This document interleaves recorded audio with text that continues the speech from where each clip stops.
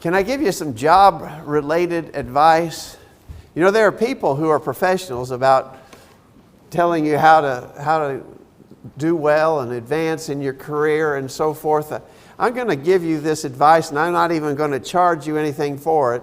My advice to you on the job is find out what your boss likes and do it. Find out what he hates and avoid it. Pretty simple advice, wouldn't you think? That seems pretty straightforward. Actually, that's pretty good marriage advice too. Husbands, find out what your wife likes. Do it. Find out what she hates. Avoid it. That's sound marriage advice too, right? So that common sense approach is the approach that we've been suggesting that we ought to use when it comes to our relationship with God. Find out what He likes. Do it. Find out what He hates and avoid it. And we're concentrating on that second part. Find out what He hates and avoid it. Luckily, we know what He hates because He has told us so in a famous text from Proverbs chapter 6 that Jacob read for us just a few moments ago. Again, from Proverbs 6, beginning verse 16. These 6 things doth the Lord hate, yea, 7 are an abomination unto Him.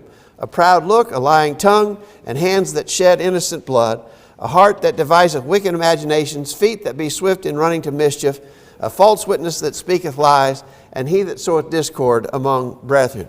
We talked about the proud look. We talked about the lying tongue. Last week we talked about the hands that shed innocent blood. And so this week our emphasis is on the fourth of these 7 things, a heart that deviseth wicked imaginations. We want to talk about that. And again, it's so important for us to understand God hates this. Let's make sure we understand what it is so we can absolutely avoid it and not cross that line. We stop for just a minute to say thanks for everyone being here tonight. As was already mentioned, we have a good number of visitors, and we appreciate you for being here very much. We want you to know that you're welcome. We'd love to have you come back every time you have a chance to be with us at College View.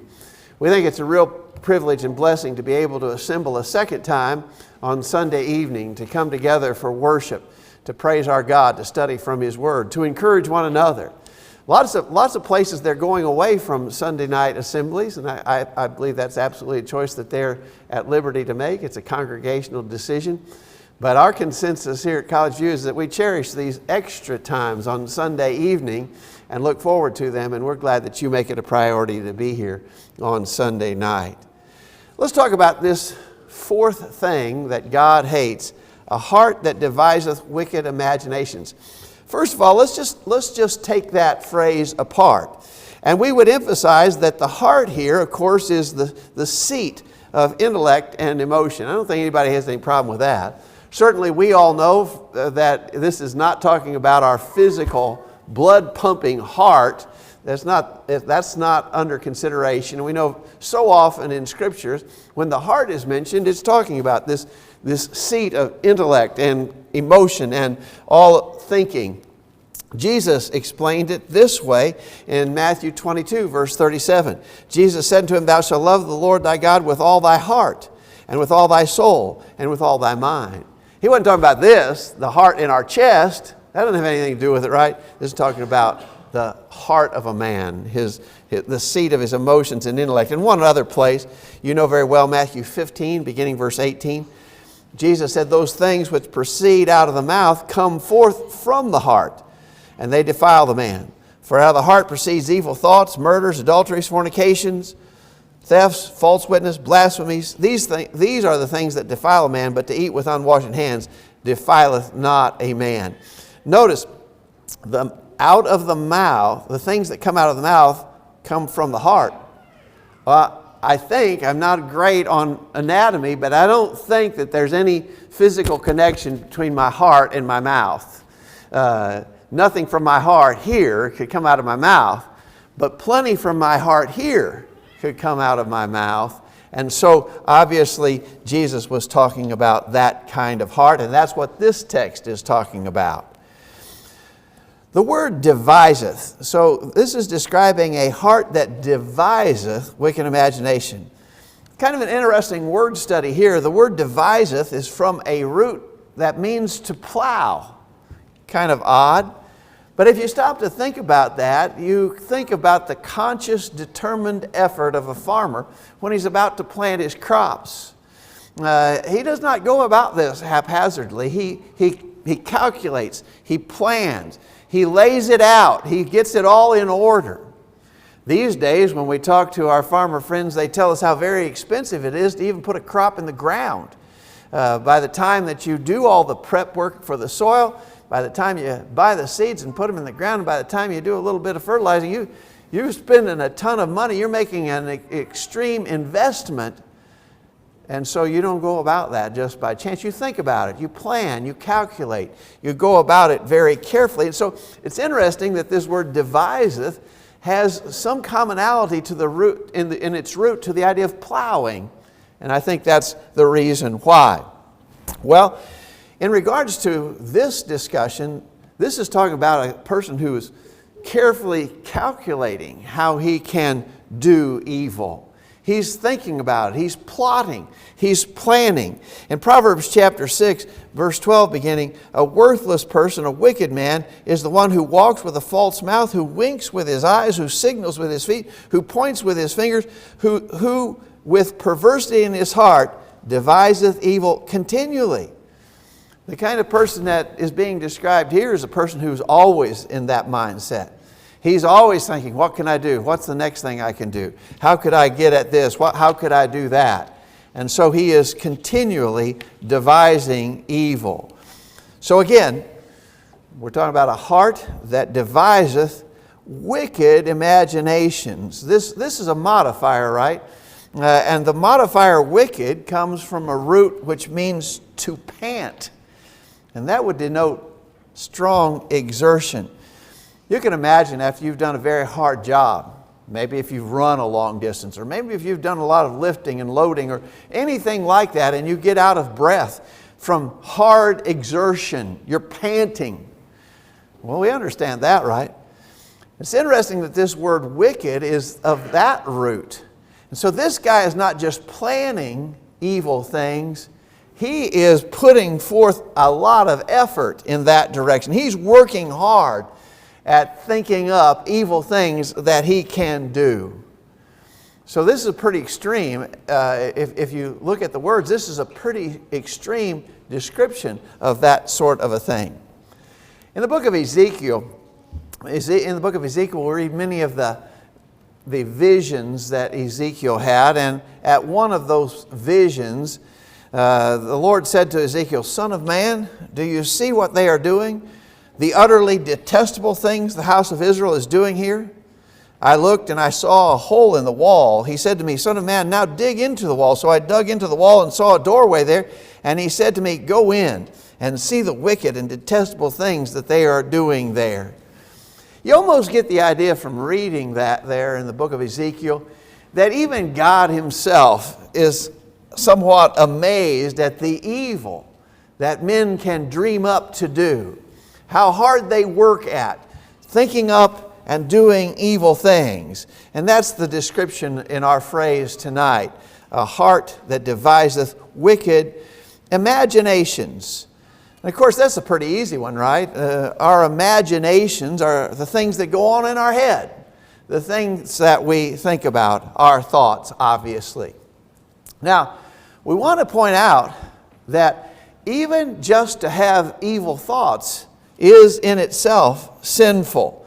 If I never acted upon the things that I was dreaming up to do, but if I spent my time dwelling on evil things, evil thoughts in themselves are described in the Scriptures as being sinful.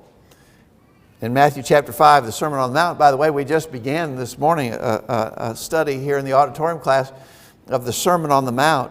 And we won't get very far into that Sermon on the Mount till Jesus makes a very famous observation and instructs us about controlling what goes on in our mind. Because he says in Matthew 5, beginning verse 27, "Ye have heard that it was said by them of old time, Thou shalt not commit adultery. But I say unto you, that whoso looketh on a woman to lust after her hath committed adultery with her already in his heart. And if thy right eye offend thee, pluck it out, cast it from thee. For it is profitable for thee that one of thy members should perish, and not that thy whole body should be cast into hell." I know we're all familiar with this expression, but it clearly denotes the fact that you would be guilty of sin if you just dwelt upon and thought about an evil act. In this regard, the act of sexual immorality. If you just dwelt on and thought about that, that in itself is sinful. I think it's clearly exposed as sinful when Jesus said, if your eye, that is what you're looking at and causes you to think evil, if that's what's offending you, he said, pluck it out. Now, that's hyperbole, right? Jesus wasn't teaching us to physically mutilate our bodies, but he's saying, get rid of anything that would cause you to think about things you shouldn't be thinking about, because you're sinning when you think evil thoughts. And so, the man who is devising wicked imaginations is sinning, right? He's sinning if he never, ever acts out on what he's been thinking about doing. He's still sinning because the evil thoughts are in themselves sinful. But we know also that thoughts precede actions. And the reason we've stressed this so often, the reason we have to be so very careful about the things that we allow ourselves to think about is, you think about it long enough and you sure enough will act out upon it. Now, that's a proven truth that you don't even have to go to the Bible to confirm. The Bible certainly confirms that. But all kinds of secular counselors and psychologists would tell you that you will act upon the things that you think about a lot. If you've ever had occasion to read some of the interviews with maybe some of the very horrible serial killers that have been caught and arrested. And maybe they have murdered multiple people, numerous people. And when they're interviewed about that sort of thing, that they will point out, and very often they point out, we're going to talk about this in just a minute, very often they will point out that they began with pornography and looking at pornography. And then they acted out upon what they looked at, and they began to do things they shouldn't do. And it just escalated, and finally they went all the way into serial murder. I mean, that's not an uncommon scenario. And I'm not saying that everybody who would think evil thoughts would go that far with it. What we are saying, though, is that if we think about things that we shouldn't be thinking about, it's almost inevitable that we will do those things as well. In Micah chapter 2, verse 1, Micah 2, verse 1, woe to them that devise iniquity. Oh, that sounds very much like what we're talking about, doesn't it? Woe to them that devise iniquity. Notice that work evil upon their beds. In other words, while they're laying in the bed at night, they're dreaming up these bad things they can do. They're devising iniquity. What happens? When the morning is light, they practice it because it is in the power of their hand. Do you see that progression?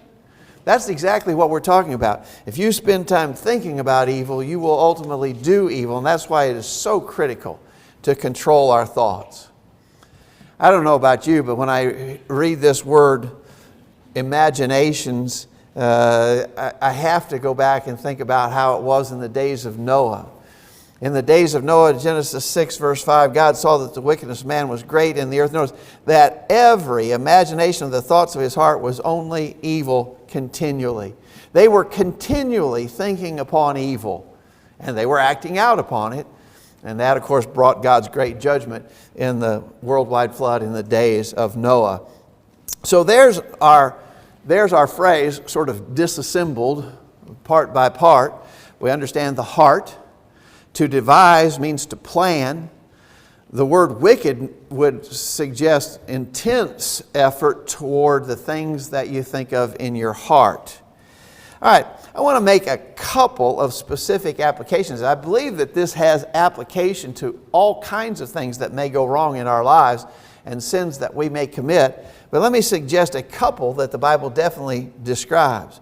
One of those is plotting harm to other people. You know, you just don't, most people, I suppose there's some sort of sick person who might just go about to hurt people at random. We hear about that from time to time. But usually when we hurt people, and I'm not talking necessarily about physical harm to people, usually when we hurt people, it's people that we know and we take out to plan to do them harm. David spoke of this sort of thing. King David had his enemies who were always trying to undo him. And in the Psalms we read a lot about his petitions to God in regards to those people who were his intense enemies. He said in Psalm 38 verse 12, "They also that seek after my life lay snares for me, and they that seek my hurt speak mischievous things." And notice, "and imagine deceits all the day long." They're scheming this in their mind, and they're working on that constantly. He says their intention is to do me harm, but they are working all day long in their mind, imagining what they could do to affect this harm upon me. Well, David lived about 3,000 years ago, if you wanted a rough approximation. Times haven't changed very much, have they? People still imagine deceits all the day long, seeing how they could work to do someone else harm. Maybe one of the most famous expressions from the Psalms has to do with a prophetic statement about Jesus' enemies, who were, of course, constantly scheming to do him harm. Psalms 2, beginning verse 1, "Why do the heathen rage?" Notice, "And the people imagine a vain thing. The kings of the earth set themselves, and the rulers take counsel together against the Lord, against his anointed." And so Jesus was the ultimate victim of people doing this kind of evil scheming in their mind. The evil imaginations, the wicked imaginations. But notice, there's our word again. These people were imagining things against Jesus. So one of the applications of this idea of wicked imaginations would be those who plot to harm others in one way or another. Maybe again, certainly not always a physical harm, but some other kind of harm that they can work. I think there cannot be a more graphic or applicable way to think of this than in regards to pornography. We talk about this a good bit, and I hope we're not growing callous to the warnings about pornography, because it is epidemic in our society. And we all know that. And in fact, we all know of sad situations where people have been overtaken in the sin of pornography. Those of us who are members here at College View remember that just a few months ago, one of the preachers that we were supporting discovered that he had fallen victim and become ensnared in the plague of pornography. It was so sad to know the story and to understand how that had sort of spiraled down in his life. Pornography, of course, is so easily accessible in our day and time. Not that long ago, when many of us were young people, if you wanted to look at pornography, you had to take the risk of being caught someplace where pornography was available. And it wasn't available in all that many places. But and if you were going to get a dirty magazine, you had to go someplace where those were sold, and you had to be worried that somebody might see you there getting that. And then, of course, if you had it in your possession, someone might discover you with that in your possession. And so there was sort of a deterrent in that sense, and people weren't as aggressively pursuing pornography because of those dangers that they perceived. But now, of course, it's just available everywhere you want. Any way that you want. You can access pornography. You can get it on the television. You can go to the movies. You can look at it on your phone. You can get it on your computer. And we have the idea that, of course, we can do this with some anonymity. And I suppose there is some degree of anonymity. We don't necessarily feel like we have someone looking over our shoulders, but Dan would tell us that there are ways to track that down, and that you can discover that a person has been engaged in that sort of thing if you do a little investigative work, and people can. You're not completely anonymous when you're using those electronic devices to access pornography. But I'll tell you, even if no one ever did find out that you're looking at it, God hates that. God hates for you to engage in that sort of thing. He hates a heart that devises wicked imaginations. Can you deal with that? Do you understand that?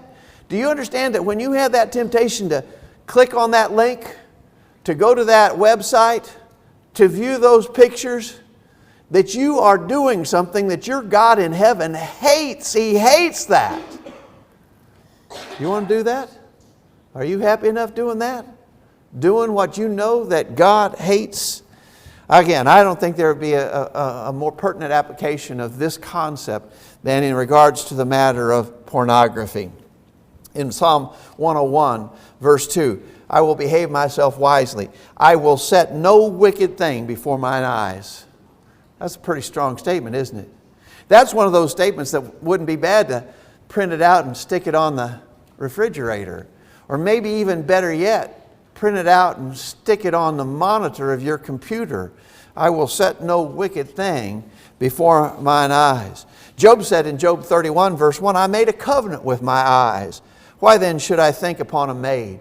This is not a new problem. You get the idea. Job is potentially the oldest book in our Bible. It deals with a time back, probably contemporary to the time of Abraham, perhaps. It's an old book in our Old Testament. And even Job knew, you got to be careful. You got to be careful about what you let your eyes see. I made a covenant with my eyes. He said, I made an agreement with my eyes. I will not look on a maid.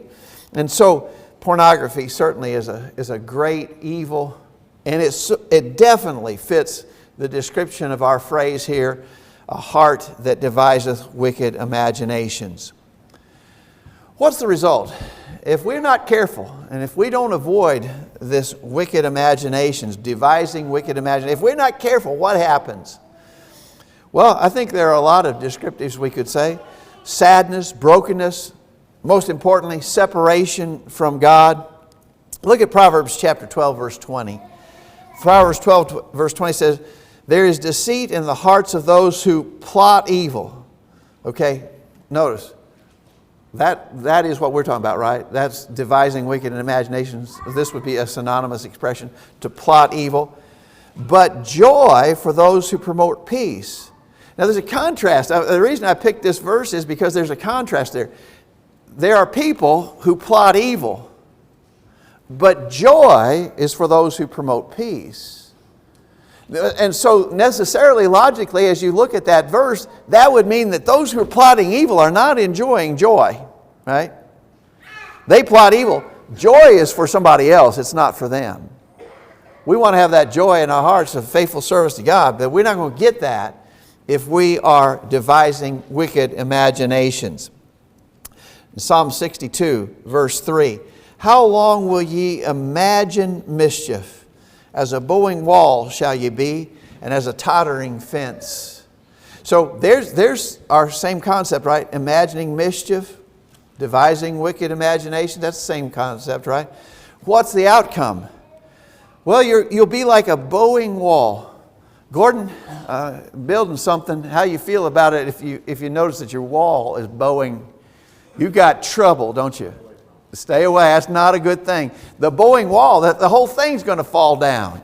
If the wall starts bowing, that's not a good thing. A tottering fence, that's a pretty easy thing to picture in your mind. A tottering fence will just blow over in a strong wind. This is talking about destruction. Everything falling apart. If you allow yourself to devise wicked imaginations, to imagine mischief, the whole thing is going to fall apart on you. You're going to have destruction and brokenness. But most importantly, this is going to cause you to be separated from your God in heaven. In Romans chapter 1, the Apostle Paul was describing the pagan Gentile world. These people were not servants of God. They weren't even trying to be faithful servants of God. Notice what it says about them. Because, this is Romans 1 beginning verse 21. Because that when they knew God, they glorified Him not as God, neither were thankful, but became, notice, vain in their imaginations. Oh, there's that word again, imagination. And their foolish heart was darkened. Wherefore God also gave them up to uncleanness through the lust of their own hearts, to dishonor their own bodies between themselves. This fits our description, isn't it? This is what we're talking about, what God hates. And these people, these pagan Gentiles, had done that, and the result of it was God gave them up. He will do the same to us if we allow ourselves to pursue that activity, to devise wicked imaginations. Well, finally, just one last encouragement And that is, you've got to guard your heart. For all of us, young and old, I think we worry a lot about our young people and all the temptations and evil that the world is presenting to them on a continuous level. You young people, guard your hearts. But that's not a warning that's wasted on those of us who are older too. Guard your hearts. Guard your hearts. God knows what goes on in your heart. 1 Chronicles 28 verse 9, the Lord searcheth all hearts and understandeth all the imaginations of the thoughts. Well, there's that word again. You see that? God knows what's going on in my head. He knows what I'm thinking about. And when I'm plotting and planning, when I'm devising wicked imaginations, He's aware of that. I am not hiding that from Him. I might be able to hide that from you, but I'm sure not going to hide that from Him. He searches the hearts. He understands all the imaginations of the thoughts. God knows. So guard your heart. A famous verse in Proverbs is chapter 4, verse 23. Keep thy heart with all diligence, for out of it are the issues of life. You've got to keep your heart because it's going to affect your life. Keep your heart with all diligence. Out of it are the issues. In what way are the issues of life? How do they spring forth from the heart? Well, I'm going to tell you, I believe that your life now and in eternity depends upon you keeping your heart pure. If your heart is not pure, if your thoughts are not right, if you allow yourself to think on evil things, your life now is going to suffer from that. That's a guarantee. And a more certain guarantee than that is that you'll be lost eternally in heaven. Keep your heart with all diligence. And then just one final suggestion. What do I do instead of that? Instead of devising wicked imaginations, what should I do? Seek ye first the kingdom of God and His righteousness, and all these things shall be added unto you. Matthew 6:33. This idea of seek ye first. Instead of engaging in careful planning and plotting and devising of wicked imaginations, what if I used my energy and put my thoughts to seek first the kingdom of God and His righteousness? That's what we ought to be doing. 7 things God hates. This is number 4. Lord willing, we'll continue our series, but this is an important one. God hates a heart that deviseth wicked imaginations. He hates that. He hates it. Stay away from the things that God hates. Just common sense would tell us to do that, right? I hope our encouragements to one another, to us all, are helpful and that we'll work hard in that direction. Thanks for your good attention to what we've had to say. We're going to sing a song of invitation. We'll provide this opportunity for all who are present. If we can assist in helping you make your life right with God, we want to do that. If that would mean that you want to submit an initial obedience to the gospel plan of salvation, we'd be excited to help you in that obedience. Hear, believe, repent, confess, be baptized for the remission of sins. We'd be anxious to witness your obedience tonight. If you need more help and study, if you have questions, if we can be of an assistance that way, just say so. If you're a Christian already and you've not been faithful to the Lord, come back to Him in repentance, confession, and prayer. We'd be glad to pray with you and for you so that you could leave this place once again right in the sight of God. If we can be of any help, let us know while we stand and sing.